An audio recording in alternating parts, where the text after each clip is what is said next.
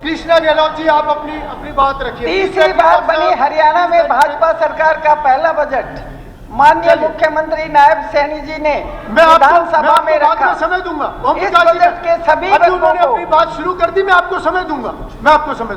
जी कृष्णा, इस बजट के सभी वर्गों को ध्यान में रखते हुए नायब घोषणाएं की। बजट में हमारी ट्रिपल इंजन की सरकार ने महिलाओं को, किसानों को, युवाओं को, खिलाड़ियों को विशेष ध्यान रखा गया है। हरियाणा के उज्जवल भविष्य के लिए प्रगतिशील व लाभकारी ये बजट है। इस बजट में माननीय मुख्यमंत्री महोदय, माननीय प्रधानमंत्री जी का मंत्र सबका साथ, सबका विकास, सबका साथ, सबका प्रयास को लागू करने का भरपूर प्रयास किया है। देश की असली ताकत किसान, युवा व महिलाएं हैं। इस कल्याणकारी बजट में इनका पूरा ध्यान रखा गया है, जो काबिले तारीफ है। मैं इस संतुलित और समावेशी बजट के लिए मुख्यमंत्री जी को बधाई देती हूं और धन्यवाद करती हूं।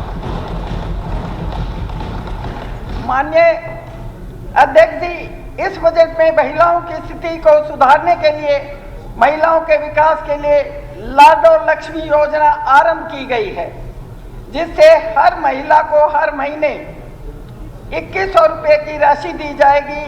इसके लिए 5000 करोड़ रुपए का प्रावधान है। एक महिला होने के नाते मैं विशेष तौर पर इस ऐतिहासिक योजना के लिए माननीय मुख्यमंत्री जी को बधाई देती हूं और अपनी बहनों की तरफ से उनका धन्यवाद भी करती हूं। इस योजना से महिलाएं सशक्त और समृद्ध होंगी। माननीय अध्यक्ष जी, महिलाओं की भलाई के लिए सोनीपत सहित 8 जिलों में नू के मेडिकल कॉलेज में कुल 9 अति आधुनिक मातृ व शिशु स्वास्थ्य केंद्र स्थापित करने का प्रावधान भी इस बजट में रखा है। इस योजना का स्वागत करते हुए मैं मुख्यमंत्री जी का आभार प्रकट करती हूं। माननीय अध्यक्ष जी, बागवानी, पशुपालन, डेयरी में लगी महिलाओं बहनों को 1 लाख रुपए का ब्याज मुफ्त ऋण दिया जाएगा, ब्याज मुक्त ऋण दिया जाएगा। ये भी बहुत अच्छी योजना है, जिसका बहनों की तरफ से मैं स्वागत करती हूँ। इससे मेरी बहनें आत्मनिर्भर और समृद्ध होंगी। माननीय अध्यक्ष जी, बजट में प्रावधान है कि सभी गांवों में महिलाएं चौपाल बनेंगी। प्रथम चरण में प्रदेश की 754 गांवों को महिला चौपाल बनाने के लिए चिन्हित किया गया है। यह भी एक प्रशंसनीय पहल है।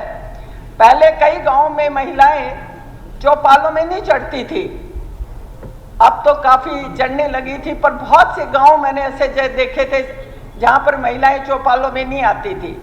हमारे मुख्यमंत्री जी ने उनकी भावनाओं का ध्यान रखते हुए ये एक बहुत अच्छा कदम लिया है। कैंटीनों में 1/3 टेंडर महिलाओं के एनजीओ को मिलेंगे, जिससे महिलाओं को रोजगार के अवसर मिलेंगे। महिलाओं की भलाई के लिए पंचकूला, पानीपत, सोनीपत, रेवाड़ी, फरीदाबाद व गुरुग्राम में कामकाजी महिलाओं के लिए हॉस्टल बनाए जाएंगे, जिससे महिला अपने आप को सुरक्षित महसूस करेंगी। इससे महिलाओं का भविष्य सुरक्षित होगा, वह आत्मनिर्भर बनेंगी। 14 साल की किशोरियों को शिक्षित, आत्मनिर्भर व सशक्त बनाने के लिए किशोरी योजना हर जिले में बनाई गई है। मैं मुख्यमंत्री जी का धन्यवाद करूंगी कि बहुत ज़्यादा योजनाएं, बहुत अच्छी स्कीम हमारे प्रदेश को महिलाओं के लिए दी हैं। और आज हमारे मंत्री जी ने जिक्र किया हमारे देश की एक बहन का, जिसने दुनिया में नाम किया, और हमारे मुख्यमंत्री ने उसी कड़ी के चलते हुए महिलाओं को इतनी ज़्यादा सुविधाएं हमारे बजट में दी हैं। मैं धन्यवाद करती हूँ। माननीय अध्यक्ष जी, युवाओं के लिए बजट में प्रावधान किए गए हैं। इसके तहत मिशन हरियाणा में 50 लाख युवाओं को रोजगार देने, डंकी रूट के जरिए युवाओं की जिंदगी से हो रहे खिलवाड़ को रोकने के लिए कठोर कानून बनाने का मैं स्वागत करती हूं।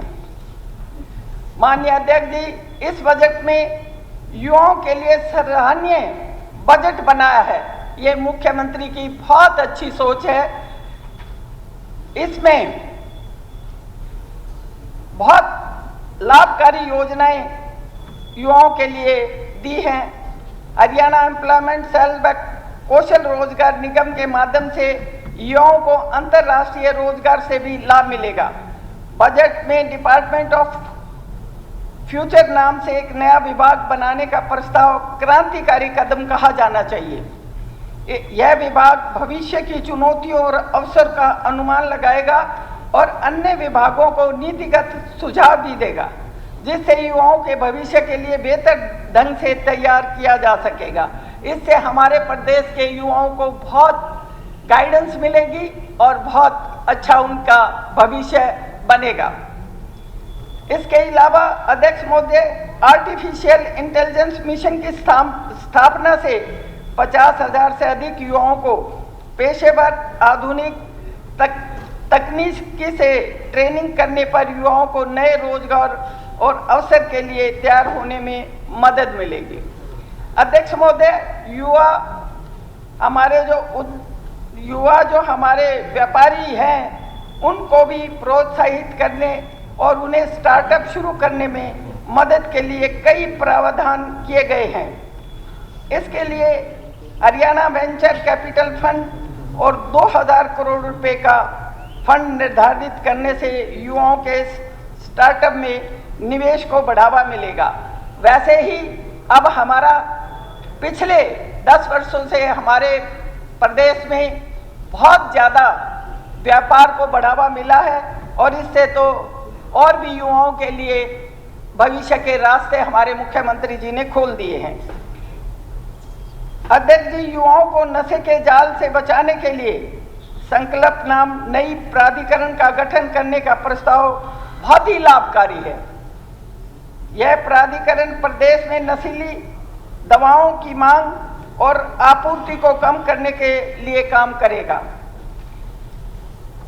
हरियाणा में रोजगार सृजन मिशन 2047 के तहत हरियाणा में 50 लाख नए रोजगार पैदा करने की योजना को शानदार योजना कहना चाहिए। ये बहुत बड़ी एक लंबी सोच है जो हमारे युवाओं को आगे बढ़ाने का काम करेगी।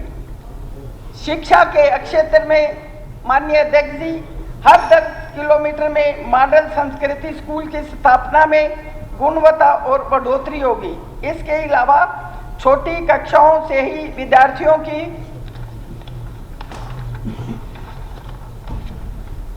विज्ञान विषय में रुचि बढ़ाने के लिए 2025-26 में 615 अन्य राजकीय माध्यमिक विद्यालयों में एक नई विज्ञान, इंजीनियरिंग और गणित लैब स्थापित करने की योजना बहुत ही सराहनीय है।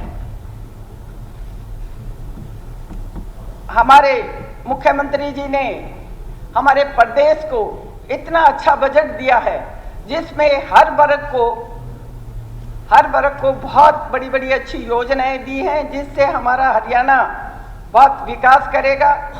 और मैं अंत में आपसे कहना चाहूँगी कि माननीय मुख्यमंत्री महोदय द्वारा प्रस्तुत बजट हरियाणा के हर वर्ग के लिए विकास का प्रतीक दिखाई देता है और इस बजट से हरियाणा के लोगों के जीवन में बहुत खुशहाली आएगी।